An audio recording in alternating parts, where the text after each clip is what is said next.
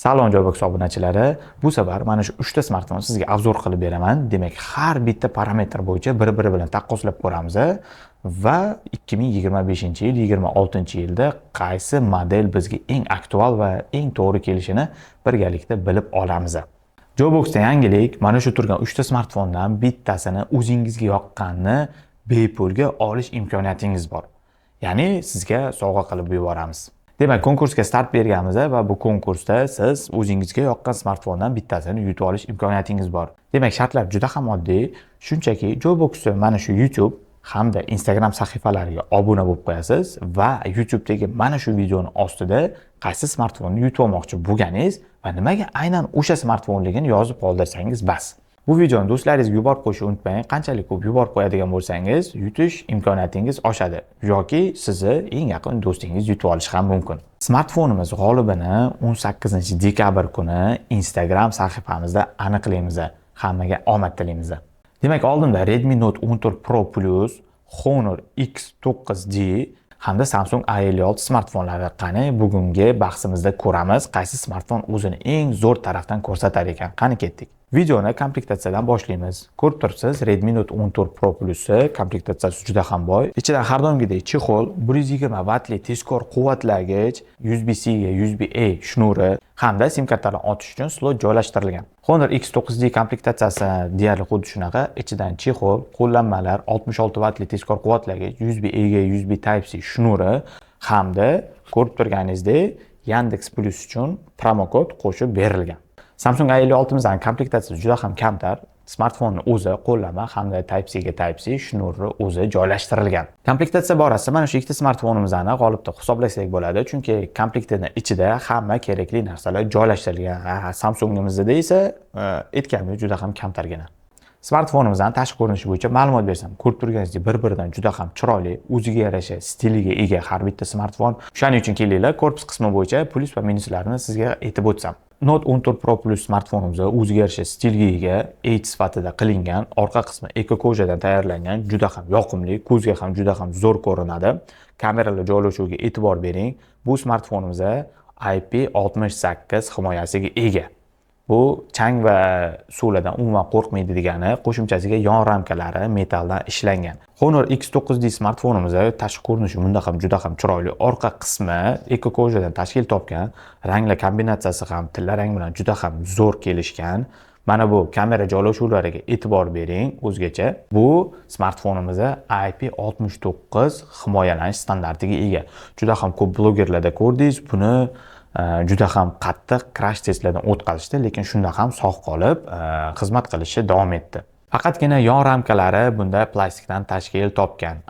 Note 14 Pro Plus'imizda esa eslaganingizdek temirdan tashkil topgan edi, ya'ni metalldan. Samsung A56 smartfonimiz mana tashqi ko'rinishi, orqa qismi oynadan tashkil topgan, yon qismi bunda ham metalldan tashkil topgan. Faqatgina orqa qismiga qo'lingiz tegganda barmoq izlar qolish ehtimoli juda ham ko'p ekan.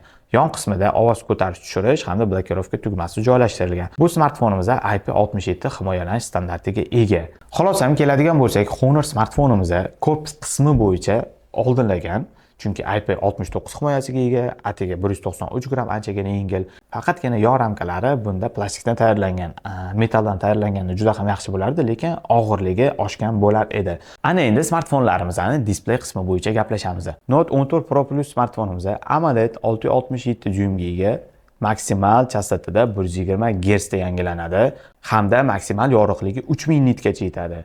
Piksellar zichligi esa 446 ppi. Ishlatib ko'rish jarayonida juda ham yaxshi, juda ham silliq. Ko'rib turganingizdek H sifatida ishlangan. Smartfonga qaraganingizda shunday ichiga kirib ketgandek bo'lasiz. Ekran kattaligi ham yaxshi, qo'lda ushlaganingizda ham juda ham qulay. Honor X9D AMOLED 6.7 dyuymga ega. Bunda ham 120 Hz yangilanish chastotasi mavjud. Maksimal yorug'likda e'tibor bering, 6000 nitgacha yetadi. Bu juda ham zo'r degani, piksellar zichligi 427 ppi ga teng. Honordagilar ekran borasida juda ham yaxshi ishlashibdi. Ishlatib ko'rish jarayonida bunda ham juda ham yaxshi silliqlik his qilasiz. Eng yoqqan tarafi 6000 nitligi. Ya'ni ko'cha va quyoshli ob-havolarda siz bemalol ekranni ko'ra olishingiz mumkin degani. Samsung A56 da Super AMOLED 6.7 dyuymga ega. Bu ham 120 Hz yangilanish chastotasi bilan faqat maksimal yorug'ligi 1900 nitgacha yetadi. piksellar zichligi esa 385 ppi. Samsung smartfonda ham juda ham yaxshi displey o'rnatilgan. To'g'risi, o'zi Samsungnikilar displeyi ancha sifatli qo'yishadi, ya'ni super AMOLED qo'ygan. Bu qo'lingizda anchagina bilinadi. Faqatgina shu maksimal yorug'ligi nimagadir 1900 ga ega. Uni yana ham kuchaytirsa juda ham yaxshi bo'lgan bo'lardi. Bu yerda endi bittasini ko'rsatib, mana shu zo'r deya olmayman, chunki barchasining displeyi flagman darajasida silliq va zo'r qilib ishlab beryapti. Ana endi smartfonlarimizning yuragi protsessor bo'yicha ma'lumot beradigan bo'lsam, Note 14 Pro smartfonimizda 4 nanometrli Snapdragon 7S Gen 3 protsessori o'rnatilgan. Honor smartfonimizda Snapdragon 6 Gen 4 protsessori, Samsungimizda esa Exynos 1580 protsessor o'rnatilgan. Ha, bu yerda ham aynan bittasi juda ham zo'r deb ko'rsatish qiyin. Buni faqatgina benchmark Antutu testida bilib olsak bo'ladi. Mana bu yerda esa ularni test natijalarini ko'rib olishingiz mumkin. Faqatgina UFS o'qish tezligida mana bunda farq qiladi. Bunda 2 avlod o'rnatilgan, mana bu ikkalasida esa 3.1 avlod o'rnatilgan. Bu degani bular tezroq o'qiy oladi degani. Bundan tashqari barchasi Android 15 dasturiy ta'minotiga ega.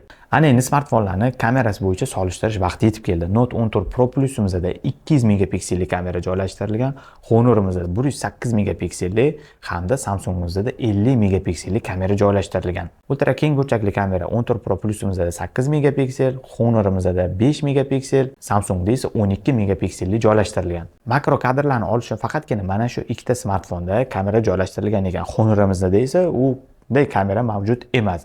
Mana shu ikkalasida 5 megapikselli makro kadrlarni oluvchi kamera mavjud. Video lavhalarni barchasida 4K 30 kadr sekundda bemalol olishingiz mumkin bo'ladi. 4K da olish bu juda ham yaxshi. Ha, kamera borasida megapiksellar bir-biridan katta natijalarni beryapti, lekin bu degani katta megapikselga ega bo'lgani juda ham zo'r oladi degani emas, chunki u yerda algoritmlar hal qiladi. O'shaning uchun bo'ladi rasmlar hamda video lavhalarni olib turib bir-biri bilan solishtirib ko'ramiz.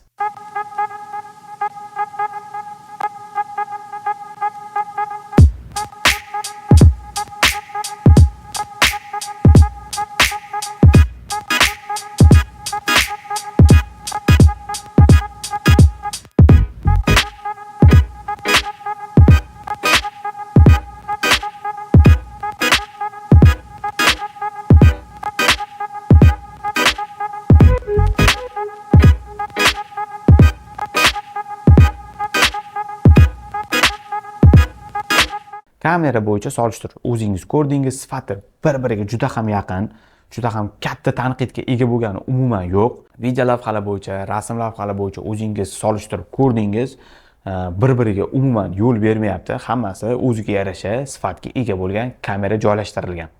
Ana endi bu smartfonni yashashiga sabab bo'luvchi akkumulyator bo'yicha ma'lumot berib o'taman. Note 14 Pro Plus'imizda 5110 mAh ga teng bo'lgan akkumulyator, Honor'imizda 8300 mAh ga teng bo'lgan akkumulyatorimizdada, Samsung'da esa 5000 mAh ga teng bo'lgan akkumulyator o'rnatilgan. Yana bir ma'lumot, Samsung hamda Redmi smartfonimizda litiy polimerli akkumulyator jihozlashtirilgan. Honor smartfonimizda esa kremniy uglevodli akkumulyator joylashtirilgan. Bu degani Honor smartfonimizda ancha ko'p vaqtga yetib beradi hamda ko'rganingizdek 8300 mAh ga teng bo'lgan akkumulyator joylashtirilgan. Komplektimizda Redmi smartfonimizda 120 vatli tezkor quvvatlagich, Honor smartfonimizda 66 vatli tezkor quvvatlagich, Samsung smartfonimizda esa ko'rganingizdek umuman qo'shib berilmagan. Yana bir bor eslatib o'tamiz, mana shu smartfonlarimizni xohlaganingizni bepulga qo'lga kiritishingiz mumkin.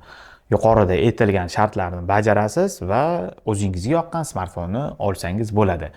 Xo'sh, smartfonni qanaqa tanlasam bo'ladi deydigan bo'lsangiz, bu video obzori yana bir bor boshdan ko'rib olsangiz, aynan qaysi biri sizga kerakligini bilib olsangiz bo'ladi. Smartfonimizning obzori o'z nihoyasiga yetdi. Konkursimizda qatnashishni unutmang. Agarda video yoqqan bo'lsa, like va podpiska bosing. Keyingi videolarda ko'rishguncha